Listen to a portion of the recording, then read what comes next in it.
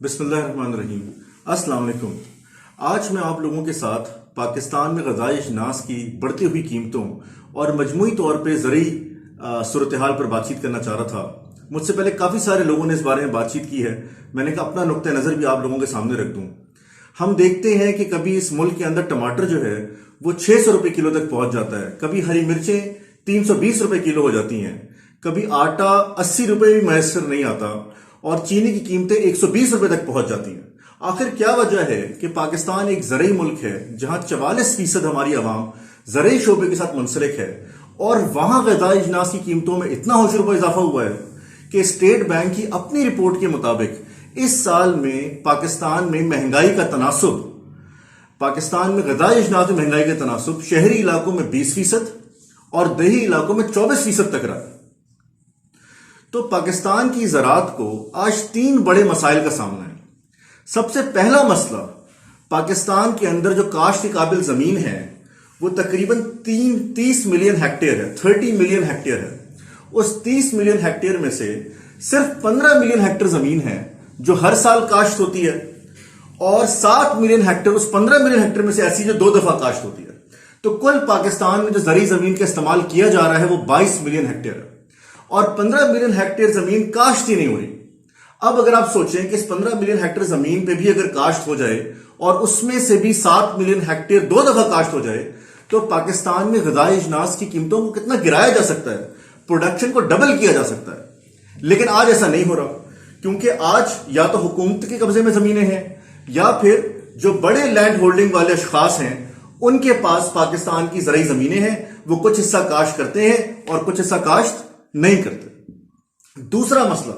جو آج پاکستان کے زرعی شعبے کے اندر ہے وہ یہ ہے کہ پاکستان میں جو ایگریکلچر پروڈکٹیوٹی ہے وہ بہت کم ہے ریجنل ممالک کے ساتھ اگر ہم کمپیئر کر کے دیکھیں، یا ہم ڈیولپڈ ورلڈ کے ساتھ اگر کمپیئر کر کے دیکھیں۔ آج پاکستان کا پنجاب جو ہے وہ 1 ہیکٹیئر سے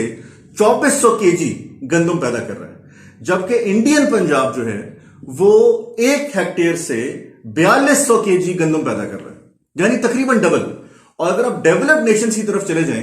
تو آپ کو نظر آتا ہے کہ وہاں پر گندم کی پیداوار فی ہیکٹیئر 7000 kg تک ہے، یعنی ہماری پروڈکٹیوٹی آج 1/3 ہے۔ کیوں؟ اس کی بنیادی وجہ یہ ہے کہ پاکستان میں مزاریت کی اجازت ہے، پاکستان میں زرعی زمین کو کاشت پر دینے کی اجازت ہے، جس کی وجہ سے جو مزارہ زمین کرائے پر لیتا ہے اس کا امیجیٹ فوکس اپنی اس سال کی پروڈکشن کو سیکیور کرنا ہوتا ہے، زمین کی کوالٹی بہتر کر کے، ماڈرن فارمنگ ٹیکنالوجیز کو اپنا کر کے پروڈکشن بڑھانا نہیں ہوتا۔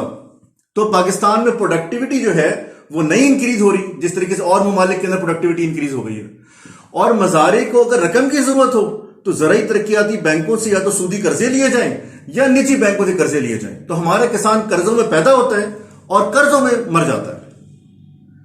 تیسرا بڑا مسئلہ جو پاکستان کو آج ہے زرعی شعبے کے اندر وہ یہ ہے کہ ہمارے جو ایگریکلچر پروڈکشن کے انپٹس ہیں ان کی کاسٹ بہت بڑھ گئی ہے۔ ہم نے IPPs ایگریمنٹ کے ذریعے بجلی کی قیمتوں میں ہوشربا اضافہ کر دیا، تو جو پمپ یا ٹیوب ویل کسان کو چلانا ہے اس کی بجلی مہنگی ہو گئی ہے۔ ہم نے آئل مارکیٹنگ کمپنیز کے پروفٹ، پیٹرول پمپس کے پروفٹ، ہر چیز کی نچکاری کر کے جو ڈیزل ٹریکٹر چلانے کے لیے جائے اس کی کاسٹ بڑھا دی ہے۔ ہم نے گیس کی قیمت بڑھا کے فرٹیلائزر کی قیمتیں بڑھا دی ہیں، اور صرف یہی نہیں بلکہ جو رہی صحیح کسر تھی وہ جو ورلڈ بینک کے پروگرامز پاکستان میں ایگریکلچر سیکٹر میں ہو رہے ہیں اس میں انٹیگریٹڈ پیسٹ مینجمنٹ کو اپنا کر کے خاص طرح کے پیسٹیسائڈ کو استعمال کرنے کی وجہ سے جو پیسٹیسائڈز کی قیمتیں ہیں وہ بہت زیادہ بڑھ گئی ہیں۔ بیٹر کاٹن پروجیکٹس کی وجہ سے، جینیٹکلی انجینئرڈ سیڈ کو استعمال کرنے کی وجہ سے پاکستان کے اندر جو سیڈز کی قیمتیں وہ بڑھ گئی ہیں۔ اور جینیٹکلی انجینئرڈ سیڈز وہ سیڈز ہوتی ہیں جو ایک دفعہ جب استعمال کر لی جاتی ہیں تو خود سے ریپروڈیوس نہیں ہوتی بلکہ دوبارہ سے سیڈز کا پیکٹ لینا پڑتا ہے، اور اس طریقے سے بین الاقوامی کمپنیز کی اجارہ داری ہمارے ایگریکلچر شعبے میں بنائی گئی ہے، اور ہماری ایگریکلچر انپٹ کاسٹ میں ہوشربا اضافہ ہو گیا۔ اب جو تینوں مسائل میں نے آپ کے سامنے رکھے ہیں یہ مسائل موجودہ نظام میں حل نہیں کیے جا سکتے۔ اس کی وجہ یہ ہے کہ جو اس نظام کے بینیفیشریز ہیں، جو زرعی صورتحال کے بینیفیشریز ہیں، وہ خود اسمبلیز میں پہنچے ہوئے ہیں، اور ہماری اسمبلی قانون ساز ہے، ہماری یہاں جمہوریت ہے۔ قانون سازی انسان کرتے ہیں، تو جو لوگ اسمبلی پہنچتے وہی قانون سازی کرتے ہیں۔ اگر اس نظام کے بینیفیشریز اسمبلی پہنچیں گے تو کیسے ممکن ہے کہ ان تمام صورتحال کا سدباب کیا جا سکے گا اور ہم زرعی صورتحال میں ان مسائل پر قابو پا سکیں گے؟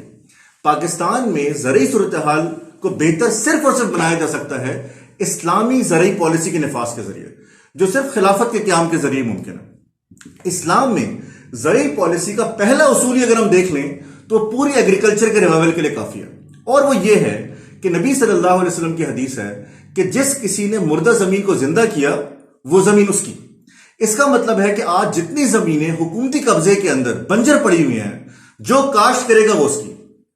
اور اسی اصول میں جو زمینیں ان اشخاص کے پاس ہیں جن کے پاس بڑی لینڈ ہولڈنگز ہیں اور وہ ان لینڈ ہولڈنگز پہ کاشت نہیں کر رہے، اس بارے میں صحابہ کا اجماع ہے کہ جو شخص 3 سال تک زمین کاشت نہ کرے اس سے لے لی جائے گی اور اس کو دے دی جائے گی جو کاشت کرے گا۔ یعنی 100% ایگریکلچر لینڈ پہ پروڈکٹیوٹی ہونا لازمی ہے،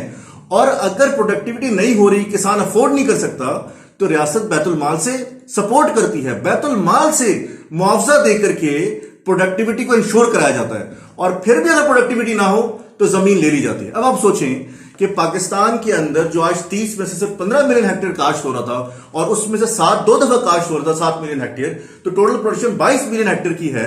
اب اگر ہم اس پالیسی کو اپنا لیں تو پاکستان میں ایگریکلچر پروڈکشن کو ڈبل کیا جا سکتا ہے، ڈبل، صرف ایک پالیسی سے، جو پاکستان کے ایگریکلچر کو ریوائیو کر دے گا۔ دوسرے مسئلے کا جو حل ہے وہ یہ کہ پاکستان میں مزاریت کو الاؤ کیا گیا ہے، تو حل یہ ہے کہ اسلام کے اندر مزاریت کی ممانعت ہے۔ نبی کریم صلی اللہ علیہ وسلم نے زرعی زمین کو کرائے پر دینے کی ممانعت فرمائی ہے۔ اس کا مطلب یہ ہے کہ زمیندار یا تو زمین خود کاشت کرے گا یا پھر ملازمین رکھ کے خود کاشت کرے گا، لیکن وہ کرائے پر نہیں دے سکتا، جس کا مطلب یہ ہے کہ زمیندار خود فوکس کر کے کاشت کرے گا، اس کی نگہبانی کرے گا۔ جب زمیندار کاشت کرنے پر آئے گا تو وہ انویسٹمنٹ بھی کرے گا، ماڈرن فارمنگ ٹیکنالوجیز بھی اپنائے گا اور پروڈکٹیوٹی کو بڑھانے کی کوشش کرے گا۔ جہاں تک ان پٹ کاسٹ کا تعلق ہے تو اسلام کے اندر جو یوٹیلیٹیز ہیں، معاشرے کی ضرورت ہیں، ان کی نجکاری کی ممانعت ہے، تو جو پرائیویٹ کمپنیز کا منافع ہے وہ یکدم اس میں سے ہٹا لیا جائے گا، اور ریاست عوام کے لیے یوٹیلیٹیز کو مینج کرے گی اور عوام کو سستے داموں مہیا کرے گی، جس کی وجہ سے جو ایگریکلچر ان پٹ کاسٹ ہے وہ بھی کم ہو جائے گی۔ پھر ورلڈ بینک کے اشاروں پر جو پروڈکٹس چلائے جا رہے ہیں، جن کمپنیوں کی اجارہ داری بنائی جا رہی ہے، اس کی بھی اسلام میں ممانعت ہے کہ بیرونی ملک کی سرمایہ کاری خلافت میں الاؤڈ نہیں ہے، جس کی وجہ سے جو آج ورلڈ بینک کے انفلوئنس میں پاکستان کے اندر ایگریکلچر شعبے کو تباہ کیا جا رہا ہے، یہ کام نہیں کیا جا سکے گا۔ تو اس کا مطلب یہ ہے کہ اگر اسلام کی زرعی پالیسی کو اپنا لیا جائے تو پاکستان کی جو زرعی پروڈکشن ہے